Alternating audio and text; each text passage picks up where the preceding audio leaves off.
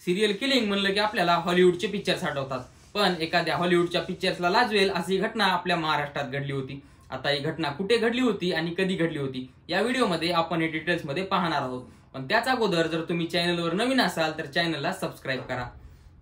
परभणी जिल्ह्यामध्ये मानवत तालुका आहे। आता मानवत तालुक्याने संपूर्ण राज्याला धडकी भरवली होती, कारण मानवतमध्ये दर काही दिवसाला लहान मुलींचे महिलेचे मृतदेह सापडत होते। डिसेंबर 1972 पासून पुढील 13 महिन्यात 11 खून झाले होते। विशेषतः 10 ते 12 वर्षाच्या मुलीचे खून एकाच प्रकारे झाले होते। खून कोण करतय व का करतय हे कोणालाच कळत नव्हतं। आता तपासकर्तेही संभ्रमात होते। शेवटी राज्याच्या गृहमंत्र्याला स्वतः हस्तक्षेप करावा लागला।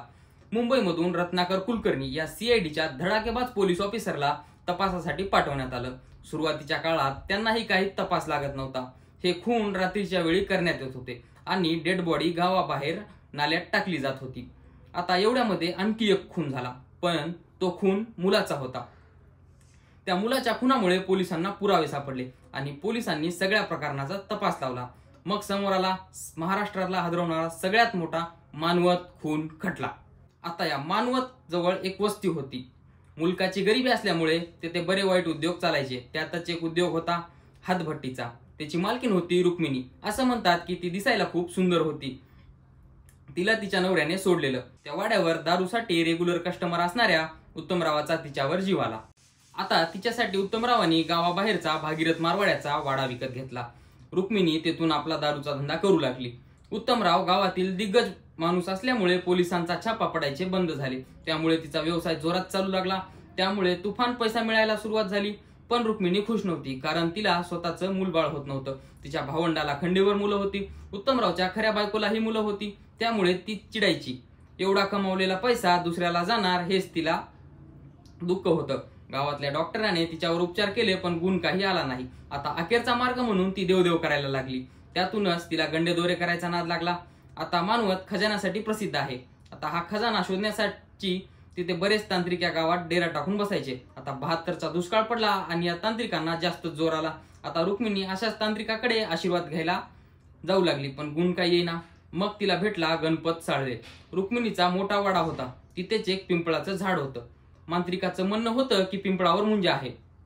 आता त्या मांत्रिकाने मुंजाला खुश करण्यासाठी रुक्मिणीला मंत्रतंत्र द्यायला सुरुवात केली आणि नंतर त्या मांत्रिकाने सांगितले की मुंजाला भाग चढवावा लागेल। भाग म्हणजेच नरबळी।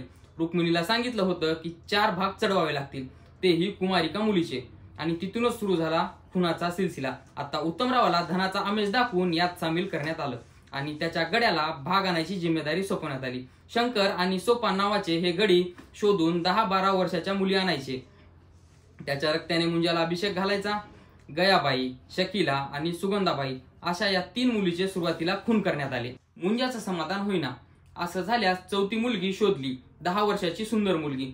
तिची हत्या तर केलीच, पण तिचं डोकं मुंजाला प्रसाद म्हणून चढवले, तर ही मुंजा काही प्रसन्न झाला नाही।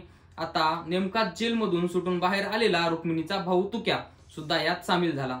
मग त्यांनी हद्दच पार केली। गर्भवती महिलाच्या पोटातल्या बाळाचा बळी द्यायलाही त्यांनी कमी केले नाही। आता त्या खुनामध्ये इतके तरबेज झाले की 10 खून करूनही एकही पुरावा मागे सोडला नाही। आता अशातच कोंडिबा नावाच्या पोराने खून करताना आपल्याला पाहिले अशी शंका त्यांना आली आणि समिद्रीवर कोंडिबाला संपवण्याची जबाबदारी दिली। समिद्री म्हणजे रुक्मिणीची बहीण। तिला काही अनुभव नव्हता, पण तिने काम पूर्ण केले आणि पुरावे मागे सोडले। याच खुनामुळे पोलिसांना सगळ्या हत्याकांडाचे धागेदोरे मिळाले। हा मानवत हत्याकांडाचा खटला बरेच वर्षे गाजला। न्यायाधीश यशवंत चंद्रचूड, वकील BG कोळसे पाटील हे नावे त्यामुळे नावरूपाला आली। आता त्या आरोपीचं काय झालं? शंकर माफीचा साक्षीदार बनला। सोपानला फाशी सुनावण्यात आली। आता रुक्मिणी आणि उत्तमरावांना फाशी सुनावली, पण प्रत्यक्ष खुनात सहभाग नसल्याने वरच्या न्यायालयाने त्यांना पुराव्याअभावी निर्दोष सोडले व रुक्मिणीला कीर्ती नावाची मुलगी झाली आणि उत्तमराव गावात 92 वर्ष थाटाने जगला। मित्रांनो, जर तुम्हाला ही माहिती आवडली तर व्हिडिओला लाईक करा।